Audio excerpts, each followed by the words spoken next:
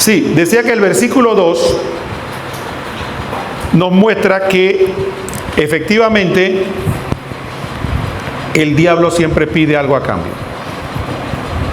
Siempre.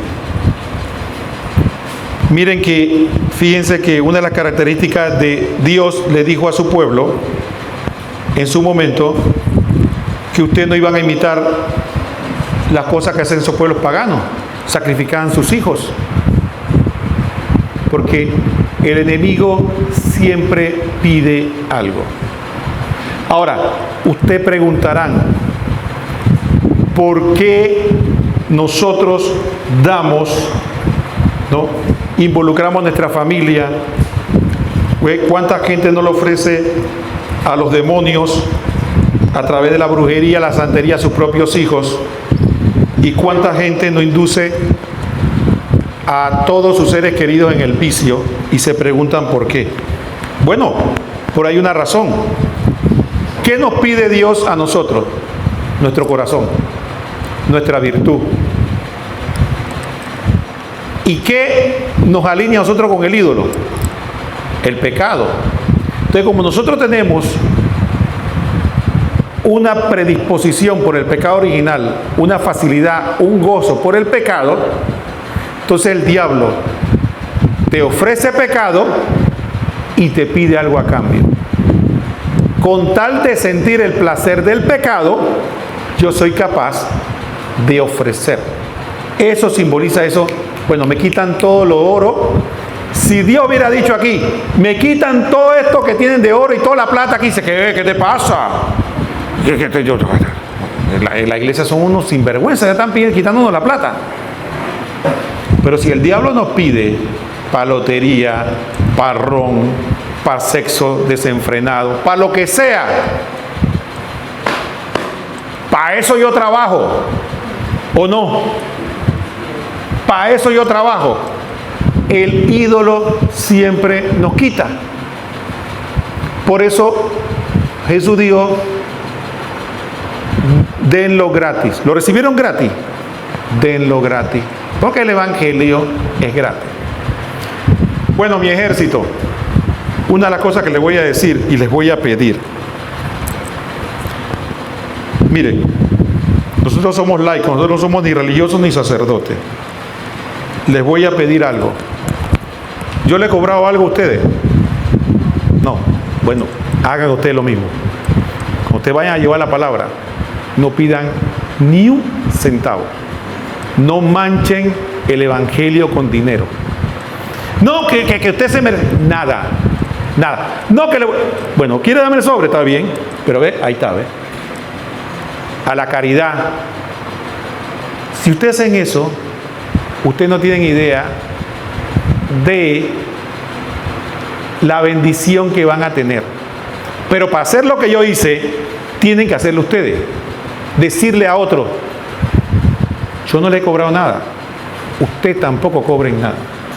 Dejemos de manchar el evangelio con ese que deme los pendientes. Eso es purísima idolatría.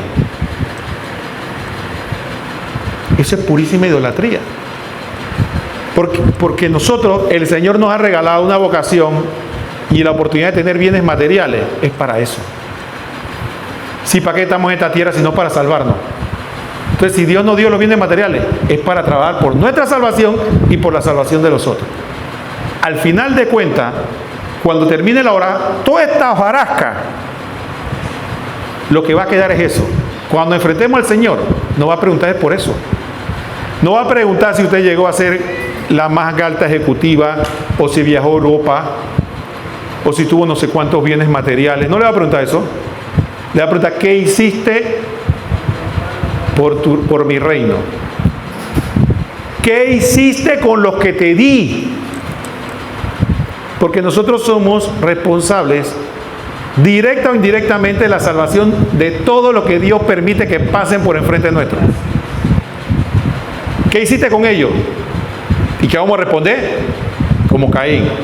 ¿Acaso yo soy el guardián de mi hermano? Déjalo allá que se estrelle solo. Ah, sí. Que se estrelle solo. ¿Y qué te va a contestar el Señor como Caín, no? Como le contestó a Caín, ¿no? Ah, sí. Así que tú eres el asesino de tu hermano. No, yo no lo maté. Claro que sí, porque yo te puse ahí para que lo salvaras, para que hicieras todo lo que podías.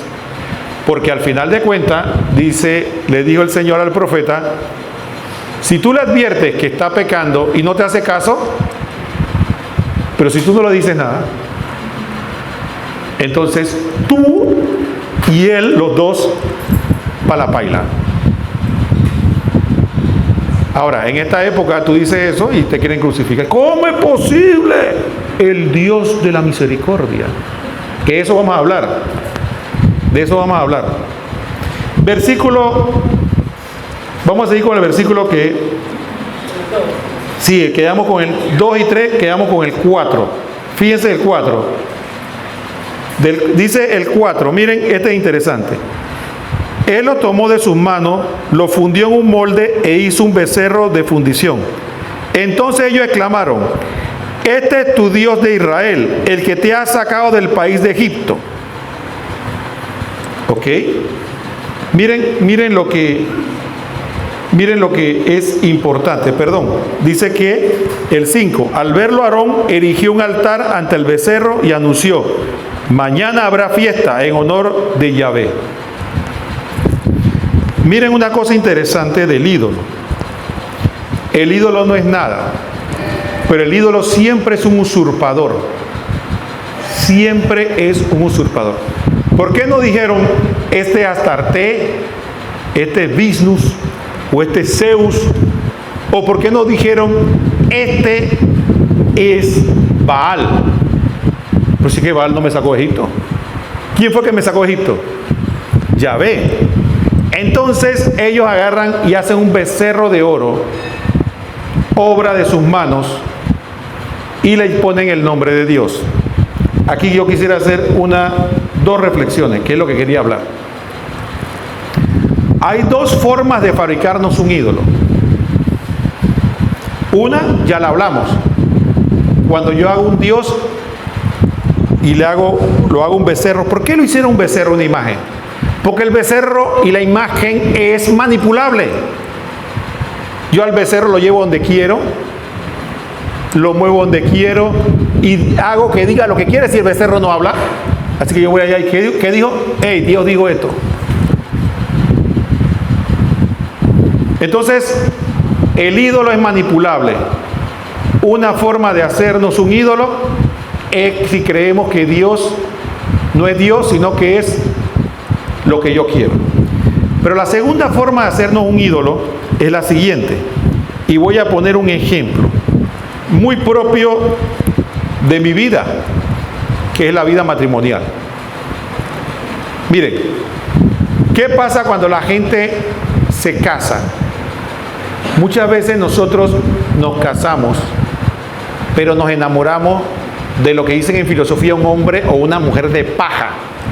Alguien que no existe, alguien que yo me creé en la mente. Cuando alguien le dice al otro, es que tú no eres lo que yo pensaba, porque yo siempre he sido lo que soy. ¿De dónde sacaste eso de que tú no eres como yo pensaba? Eso que yo pensaba o esa imagen que yo me hice de ti, ¿dónde estaba? En mi cabeza. Yo me creé un hombre o una mujer de paja. Lo que yo pienso que debe ser. Entonces yo no amo a mi pareja, yo amo las expectativas o la imagen que yo tengo de mi pareja. ¿Me expliqué? Creo que todos hemos pasado por eso. Y la pobre mujer o el pobre hombre es, sin darse cuenta, comparado con un ideal.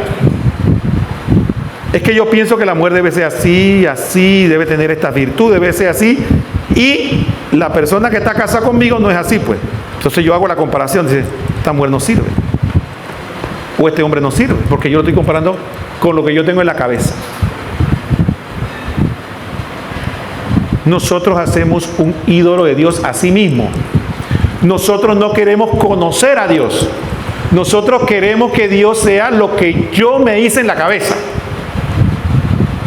Entonces, si a mí me gusta pensar que Dios es siempre misericordioso, entonces yo leo el pasaje de la mujer adúltera, leo el pasaje del leproso.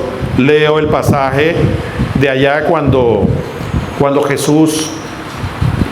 leo el pasaje cuando estaban cegando violando la ley, estaban con las manos impuras comiendo, y Jesús le dijo, eso no es lo importante. Dice, ese es el Dios que a mí me gusta.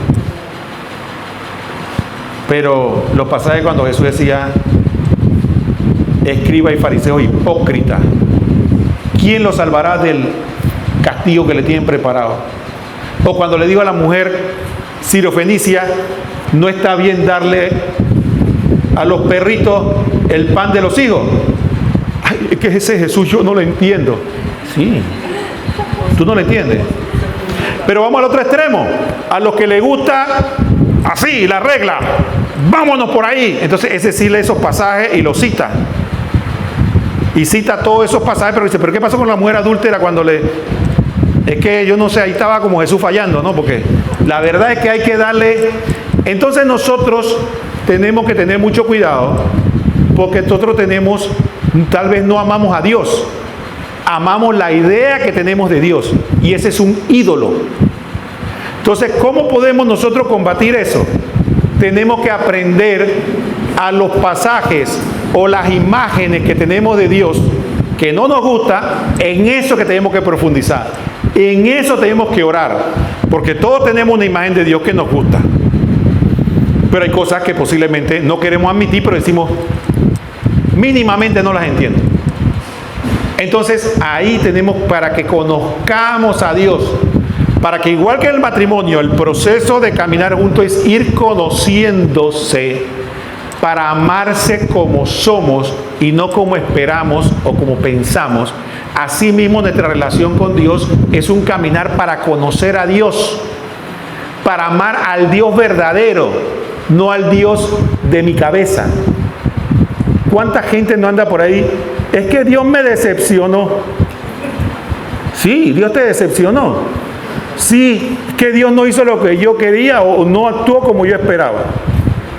Y lo puede agarrar una secta y le dice, no, pasa que tú no conociste al Dios verdadero. Acá está el verdadero Dios, el Dios que tú necesitas. Y paren de sufrir. Entonces sí, tenemos que tener cuidado porque es muy sutil. Es muy sutil. Si pasa entre los seres humanos que convivimos todo el tiempo, imagínense nuestra relación con Dios. ¿Cómo podemos nosotros decir que estamos adorando al Dios verdadero si no lo conocemos y no nos esforzamos por conocerlo? Preguntarle, hablar con Él, decirle, yo no te entiendo. ¿Cómo es esto? Tú sabes lo que yo pienso, ¿ve? Pero esto, y el Señor te va a ir enseñando. Va a ser una pedagogía donde te va a ir mostrando el camino y te va a mostrar cómo es Él. Y tenemos que aprenderlo a amar como es. Entonces, ese ídolo es muy peligroso y muy sutil, ¿no? Siempre tengamos eso presente. Mucho cuidado con el Dios de paja o el ídolo. El Dios pensado, no el Dios real. Bien. El versículo 6 y 7 dice, al día siguiente se levantaron de madrugada y ofrecieron holocausto y presentaron sacrificios de comunión. El pueblo se sentó a comer, a beber y después se levantó para divertirse. Y este divertirse tiene una connotación muy especial. Y eso lo vamos a meditar en la segunda parte, cuando tengamos un texto bíblico vamos a analizar. Pero siempre tengan presente, el fruto de la virtud es Dios. No hay otra fuente. Ningún ídolo produce virtud. Todos los ídolos producen desenfreno. Y ese es el encanto de ellos. Y ese divertirse que aparece ahí es el desenfreno que provocó el ídolo. Dice, ahora sí, si yo no tengo a Dios, entonces yo hago ¿qué? lo que a mí me da la gana. Porque el ídolo no me pide virtud. Y he ahí otro elemento importante de Dios y los ídolos. Los ídolos no piden virtud. Entonces, una espiritualidad demasiado laxa, que no me pide mejorar, que no me pide cambio, que no me pide conversión, es una espiritualidad idolátrica. Porque el Espíritu de Dios, cuando Jesús salió a predicar, lo primero que empezó a decir: conviértanse. Entonces tengamos mucho cuidado con esa espiritualidad que todo es diversión, que todo es alegría.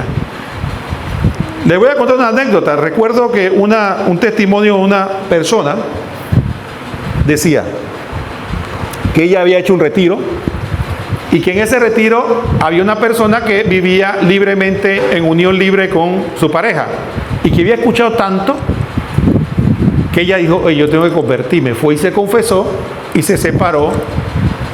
Ahora, una persona que está acostumbrada a tener relaciones sexuales, cuando para, es una lucha terrible.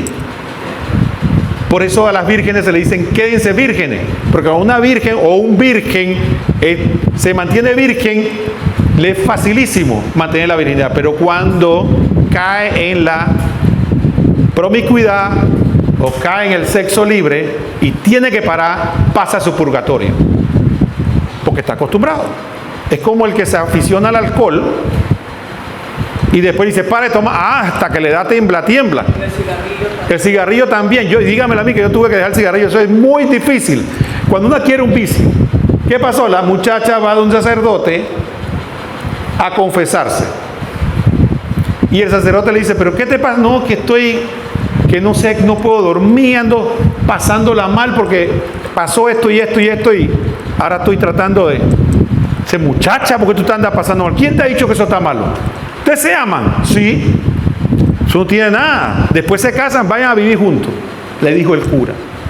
La muchacha quedó confundida y fue a buscar a esta laica, que era la que le predicó el retiro, y ella quedó de una pieza porque dice: yo la mandé a confesarse, que fuera a buscar al sacerdote, y el sacerdote mire lo que le aconseja. Entonces, ¿qué pasa? Al final ella, la conciencia le dijo: algo no está bien. Y la muchacha dice: mira, yo no te puedo hablar mal del sacerdote, lo que te voy a decir es que busques a otro. Si tú no te sientes bien, busca a otro. Y le recomendó a otro. ¿Qué quiero decir? Que efectivamente, tanto dentro como fuera de la iglesia, hay espiritualidad idolátrica, que te van a decir cuál es el problema. Ahora viene el miércoles de ceniza. ¿Quién te ha dicho que tú tienes que abstenerte? ¿Y quién te ha dicho? Sé feliz. Ofrécele tu felicidad a Dios y con eso es suficiente. Ya se puso bravo de nuevo.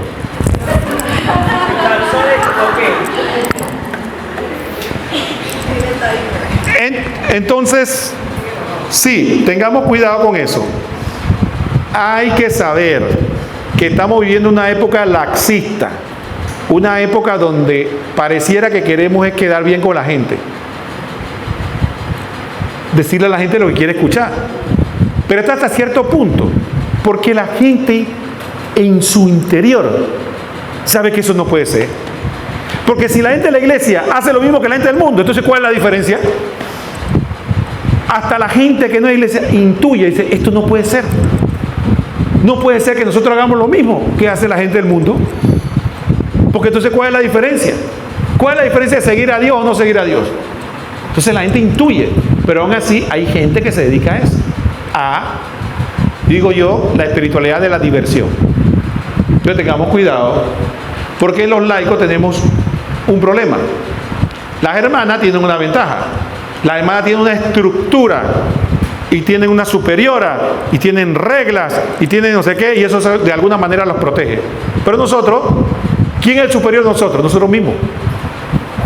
Así que como nosotros mismos somos nuestro propio superior, entonces si no nos ponemos disciplinados, no nos vigilamos, cualquier viento nos tumba. Sigamos. El versículo 8 Dice así. El versículo dice: bien pronto se han apartado del camino que yo les había prescrito. Se han hecho un becerro fundido y se han postrado ante él. Le han ofrecido sacrificios y han dicho: ese es tu Dios Israel, el que te ha sacado de Egipto. Perdóneme, pero esto es una de las cosas que a mí más inquina me da. Cuando nosotros no solo buscamos un ídolo, sino que somos tan malvados que le quitamos la gloria a Dios. No somos agradecidos. Entonces decimos, no, lo que pasa es que es como el cuento, yo sé que no sé si lo he contado, el cuento que el hombre que estaba alejado de Dios y tenía el negocio de su vida y lo estaban esperando, pero no encontraba estacionamiento. Entonces cuando le pide a Dios: Dios mío, por favor, tú sabes que tú y yo hemos estado lejos, pero ayúdame en esto. Si tú me ayudas en esto, yo te prometo que yo voy a empezar a cambiar, voy a ir a la misa, voy a cambiar. Y cuando terminó de hablar, miró el estacionamiento vacío y dice: no, ya, no, Señor, no te preocupes, ya yo conseguí el estacionamiento. Entonces, ¿qué pasa? Nosotros hacemos eso. Nosotros le damos a las criaturas la gloria que... no, es que esto me lo consiguió fulano, esto me lo consiguió no sé qué, esto me lo dio esto, o esto lo conseguí yo mismo, esto lo trabajé yo. Entonces nosotros hacemos eso y le quitamos la gloria. Dice, hacen el becerro y le dice: mira, este fue el que te sacó de Egipto. Yo me pongo a pensar, yo no estoy en la mente de Dios, pero yo como hombre me pongo a pensar: chuleta, ¿cómo es posible? Después que yo hice todo esto, ni siquiera dicen: no, ya ve, te vamos a sacar a ti y ahora vamos a seguir a este. No, sino que encima que ponen el ídolo, le dicen que ese fue el que hizo lo que Dios hizo en realidad. Y eso hacemos nosotros con los ídolos. Cuando le damos la gloria de Dios a una criatura, quien sea que sea. Miren, yo quiero mucho a mi mamá y a todas las madres, pero le voy a decir algo. Por favor, ustedes, hermanas mías, no digan: yo soy tu madre, la que te dio el ser. ¿La que te dio qué? Ustedes no dieron ningún ser, el ser lo dio Dios. El que dio el ser es Dios. Los hijos que usted tiene en sus entrañas, Dios lo puso ahí. Y ese hijo es de Él, no de ustedes. Entonces nosotros tengamos cuidado de robarle la gloria a Dios. Los padres tenemos que darle gracias a Dios que nos permitió participar con Él y nos dio, como dice mi esposa cuando da su charla, dice: y nos da el hijo en blanco. Dice: aquí te lo doy para que me lo cuides. Y muchos de nosotros, ¿qué hacemos? Echarlo a perder. Y encima que lo echamos a perder, después le echamos la culpa a Dios. Dios, yo no sé por qué este hijo me ha salido así. Señor, mira que el hijo que me mandaste. Y yo dije: bendito sea Dios. Bueno, ahí está. Yo digo que me lo prestó. Te lo prestó, exactamente, sí, eso fue. Entonces tengamos presente que podemos caer en la idolatría sin darnos cuenta. No le robemos la gloria a Dios. Pero muchos de nosotros a veces pensamos, y yo estoy completamente seguro que ninguno de ustedes ha caído en ese pecado de la idolatría posiblemente, tan campante. Pero le voy a pedir que busquemos 1 Samuel 15 del 22 al 23. Mientras lo busca, le voy a narrar la historia. Miren, 1 Samuel capítulo 15, versículo del 22 al 23. Miren, Dios le dice, 1 Samuel 15 del 22 al 23. 1 Samuel 15 del 22 al 23. Miren, dice que Samuel le dijo al pueblo de Israel: su Dios, su rey es Yahvé. No, nosotros queremos un rey. Cogieron un rey. Entonces, cuando Dios le da instrucciones a Saúl, que era el rey, Saúl no obedeció porque Saúl creía que era más vivo que Dios. ¿No? Entonces, ¿qué pasó? Lo que yo quiero que meditemos es lo que Samuel le dijo a Saúl, que era el rey, cuando no obedeció, cuando no fue fiel. Dios le dio instrucciones precisas. Quiero que vayas allá y hagas esto, esto y esto. Y Samuel no obedeció, Samuel hizo lo que le dio la gana.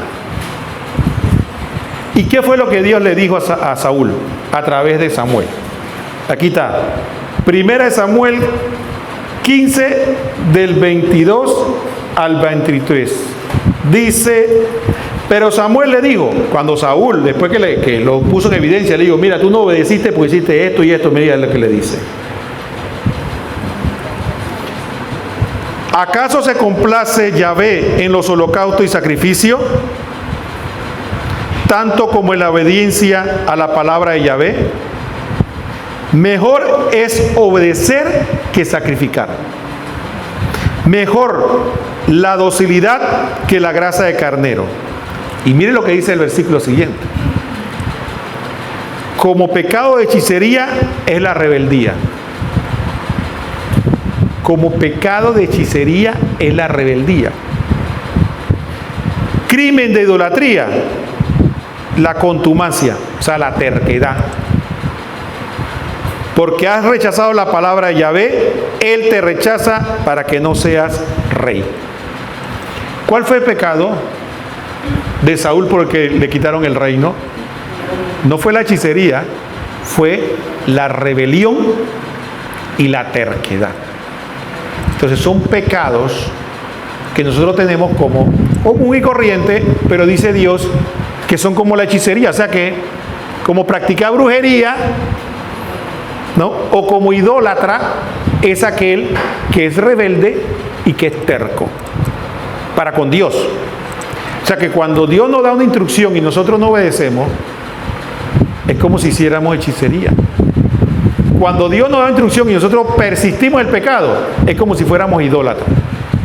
Y posiblemente nosotros pensaríamos, yo nunca he sido idólatra, porque yo solo he adorado al Señor mi Dios, a nuestro Señor Jesucristo, a Dios Padre, Hijo y Espíritu Santo. Dice el Señor, no, pero si es que, mire lo que dice aquí. Yo nunca he pecado de hechicería. Sí, es cierto, tú nunca has pecado de hechicería, pero has cometido un pecado igual que la hechicería. Has sido terco y has sido rebelde. Entonces, por eso es importante que nosotros le demos la importancia cada vez que nosotros desobedecemos. Por eso nuestro Santo Padre nos decía que la lucha primera no es tanto contra los pecados, porque nosotros pecamos por deporte. Pero él decía que la primera lucha que nosotros debemos tener es contra los pecados que hacemos conscientemente. Los pecados inadvertidos, poco a poco lo vamos a ir porque son malos hábitos. A veces uno está hablando con el hermano y cuando se da cuenta, mató a 3. Pero es porque, bueno, pero ese pecado no es tan grave porque uno se dio cuenta, se arrepintió y trata de modelar. Pero cuando uno lo hace sabiendo que Dios te da la advertencia y te dice, no lo hagas, no lo hagas, dice, pero es que lo hago. Lo hacemos como había un señor que vivía en el pueblo de mi papá, que era muy peleón, iba a los bailes a pelear. Y la señora era todo lo contrario, era muy pasiva. Y le decía, Chejo, ¿va para el baile? Dice, sí, voy para el baile. Dice, bueno, Chejo, si va para el baile, no pelee. Dice, peleo, carajo, peleo. Entonces, así somos nosotros. Dios nos dice, no pelee, no. Dice, peleo porque peleo. Entonces, ese es el pecado de terquedad y ese es el pecado de rebeldía. Cuando Dios nos advierte algo y nosotros lo hacemos. Entonces, cuando hacemos eso, por eso debemos tener la costumbre de confesarnos con frecuencia de esos pecados que hacemos por rebeldía o contumacia, como dice aquí, o terquedad. No tiene que ser un pecado grave, la gravedad se constituye en la rebeldía, ¿ve? Y en la terquedad, en eso se constituye. Entonces, alguno dirá, bueno, hablar mal del prójimo, está bien, no es tan grave como el adulterio, sí, pero cuando usted lo está haciendo una y otra vez y el Señor le advierte, no hable, y uno, que no me aguanto. Bueno, entonces Vaya y confiese y el Señor, de verdad, porque peor que el pecado de la hechicería, peor que el pecado de la idolatría es la rebeldía y la terquedad. ¿Pero qué va a hacer el diablo con nosotros? Eso no es nada, si todo el mundo murmura. Todo el mundo tiene la lengua, a todos nos van a enterrar con dos ataúdes. Uno para nosotros y otro para la lengua, ¿no? Así que tengamos cuidado de ese tema de la idolatría. Porque si no, entonces vamos a hacer, ¿qué es lo que vamos a hacer en el ejército del Señor? Quinta columna. ¿Sabes lo que es la quinta columna, no? El ejército tiene 4 columnas, no tiene 4 costados. Y los espías y los infiltrados se le llama quinta columna. Entonces cuando nosotros no nos preparamos y no luchamos contra el pecado, Dios nos dio un sacramento que tengo que decir que es bastante sencillo, por el cual nosotros debemos estar preparados para no convertirnos en un infiltrado dentro del ejército del Señor. Un filisteo en medio del pueblo hebreo. ¿Por qué? Porque no nos queremos arrepentir del pecado. Una y otra vez y otra vez. Sigamos con el último versículo, el versículo 10 al 14, que es el tema de la intercesión, ¿no? Vemos cómo Dios pone a prueba, ¿no? Dios pone a prueba, ¿cómo pone Dios a prueba a Moisés? Imagínense ustedes, pónganse a pensar, hagan el ejercicio espiritual, que el Señor nos dijera a nosotros, ahora mismo, bueno, ¿qué les parece si yo agarro toda esa gente que está allá en las tablas y todos esos lugares y los aniquilo a todos? No, vamos a ponerlo mejor. Algo que nos encanta a nosotros. Vamos, dice el Señor, voy a matar a todos los políticos corruptos. A todos los que robaron al Estado los voy a eliminar y no va a quedar ni uno con vida. ¿De verdad, Señor? Así mismo. Yo sí, yo te acompaño. Yo te acompaño a que los acabes a todos. Miren, el pecado del pueblo de Israel era muy grave. Y ustedes saben, si ustedes leen todo el Éxodo, ustedes se darán cuenta hasta que a mí me daba angustia como y una otra vez decía Moisés, miren lo que el Señor ha hecho por ustedes, miren, obedezcan al Señor, miren por favor todo lo que Dios ha hecho. Y entonces hacen eso. Entonces, como Dios pone a prueba el corazón de Moisés, le dice, mira, ve, ¿tú sabes qué? Esta gente se merece que yo los acabe a todos, no quede ni uno. ¿Y qué hace Moisés? Moisés pide por su pueblo. Entonces preguntémonos, alguien que uno piensa que se merece la muerte, violadores de niños, violadores de mujeres, ladrones, políticos corruptos, o gente que nos ha hecho algún mal. Y Dios nos dice, bueno, ¿tú quieres que yo lo mate? Yo lo mato. Y no solo a él y a toda su familia. Nosotros dice, chuleta, ¿de verdad, Señor, tú harías eso por mí? O le vamos a decir, no, Señor, no. Ten misericordia de ellos. Por favor, dale una oportunidad más. Que vean su error. Como la higuera que estaba creciendo ahí, ¿no? Y que dijo, córtala. Dice, no la corte. Mira, yo le voy a aflorar la tierra, le voy a poner abono para, si el próximo año, que ese próximo año representa el tiempo que tiene de vida, no da fruto, entonces tú harás. Okay. Entonces, si nosotros tenemos el corazón de Moisés, o tenemos nuestro propio corazón, que estaría feliz de que acabara con todos nuestros enemigos, contra todo. Entonces, ese también es un ídolo, porque Dios espera en nosotros, es eso. Misericordia quiero más que sacrificios. Entonces, tengamos cuidado en nuestro itinerario por el desierto. Todos vamos a ser tentados.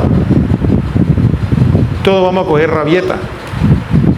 Todos va a haber personas que nos van a hacer daño. Pero siempre recordemos algo. Y con esto cierro.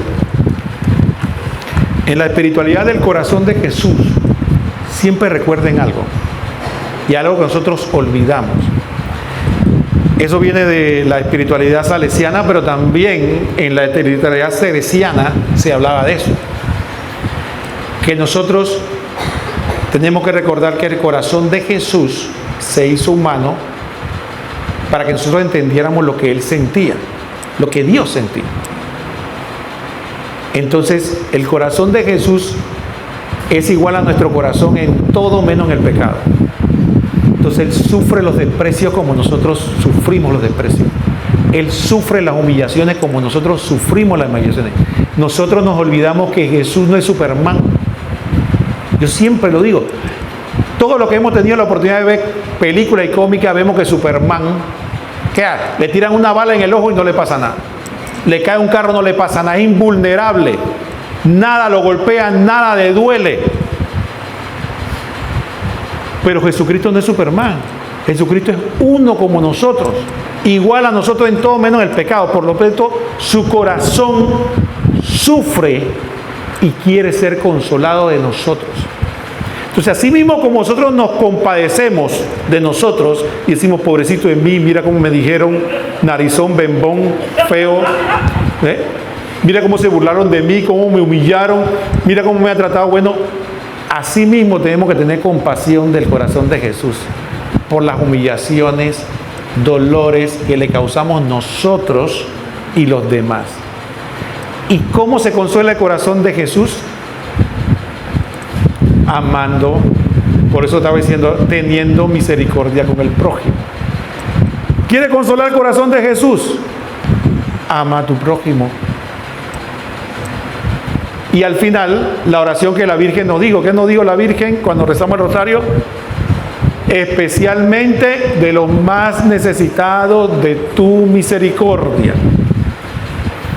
Entonces, siempre tengamos presente que en esta batalla espiritual se lucha con amor, por el amor de Dios, se lucha espiritualmente y se tiene pendiente de que el diablo no nos engañe con los ídolos que vamos a encontrar en el desierto. No dejemos engañar por los ídolos que Satanás nos va a poner por el desierto. ¿Y para qué estamos caminando juntos? Para que nos animemos juntos, nos jalemos la oreja juntos. Como me dice mi esposa de vez en cuando, lo que pasa es que tú no te miras tu rabo. Así mismo es. Porque también las hermanas caminan juntos, porque caminan juntas por eso. Porque estamos uno al lado del otro para poder ayudarnos unos a otros, a poder animarnos a seguir adelante. A veces nos vamos a enojar. Si a nadie le gusta que le digan la verdad en su cara, nos vamos a enojar. Entonces, pero es una herida ahí que pasa y después seguimos. Mejor es eso. ¿Cuántas veces? Mira, con esto termino para contarle la anécdota de mi hijo, ¿no? Miren lo que nos va a pasar a nosotros. Y eso no pasa a los padres. ¿Qué le dice mi hijo pequeño a su mamá cuando le llama la atención? Lo que pasa es que a ti nada más te importa tu vida. Entonces ella queda herida, ¿no? Y va donde mí y dice, oye, pero le vas a hacer caso. Tú le vas a hacer caso, él no sabe ni lo que dice. Disciplínalo, que después, cuando él tenga entendimiento, él te lo va a agradecer. ¿No? Entonces, igual pasa con los hermanos. A veces uno contacto con dirección, mira hermana, se pone brava, no sé qué. No importa. Que se enoje. Que al final, después, cuando tenga entendimiento, te lo va a agradecer. Para eso caminamos juntos. ¿No? Para eso caminamos juntos uno al lado del otro. Para acompañarnos y decir, mira, ten cuidado. Fíjate esto, fíjate lo otro. No te dejan de hablar cuando tú le dices. Bueno, ¿qué vamos a hacer? Bueno, quiero cerrar, perdón, dije que iba a cerrar, pero hay una idea que quiero terminar. La última tentación de Satanás. Miren, la última tentación de Satanás es esta. En la iglesia en el mundo, tenemos que tener claro que el pecado es malo. No importa lo que nos guste, no importa lo bonito que se vea, no importa lo hermoso que lo presente, es malo y hace daño al que lo comete. Ahora, ¿qué pasa? Quiero poner el siguiente ejemplo. Imagínense que la iglesia, Dios le dio el encargo de que esa botella que está ahí tiene veneno. Entonces la iglesia es la encargada de etiquetarlo, ¿no? Y no solo de etiquetar el veneno, sino de darle curso a la gente de que miren, ve, eso es veneno y ahí está la etiqueta y la etiqueta significa esto y esto. ¿Qué ha hecho primeramente el mundo? El mundo lo primero que le ha dicho a la iglesia que ya no debe dar curso, que ya no debe explicarle a nadie que eso es veneno. Y ha logrado hasta cierto punto que eso se haga. Ya el pecado no se quiere llamar por pecado ni nada porque ofende, porque la gente, pobrecita la gente, que lo tenemos que hablar es del amor y del amor y del amor. Y entonces han logrado. Pero no conforme con eso, ¿sabe lo que quieren hacer? Que ya ni etiquetemos la botella. Que la botella quede así. Y que parezca agua pura cuando es veneno. Entonces, esa es nuestra misión. Nosotros somos la iglesia. No permitamos que llamen al bien mal y al mal bien. Porque no va a dejar de ser veneno. Y eso es lo que Dios nos dice. No va a dejar de ser veneno porque dejemos de dar curso. No va a dejar de ser veneno porque no lo etiquetemos. Se va a morir, va a haber una mortandad de gente porque ni saben y no está etiquetado. Entonces nuestra misión, en la medida en el lugar que Dios nos puso, de decir la verdad. Decir la verdad. La Biblia es clara. Dios lo dijo. Si es pecado, no puede estar bien. Eso es todo. No hay otra cosa. No porque la iglesia diga, fíjense, no porque la iglesia deje de dar curso o la iglesia deje de etiquetar algo, la palabra de Dios va a cambiar. Dice el Señor, cielo y tierra pasará, mas mi palabra no pasará. Gloria al Padre y al Hijo y al Espíritu Santo.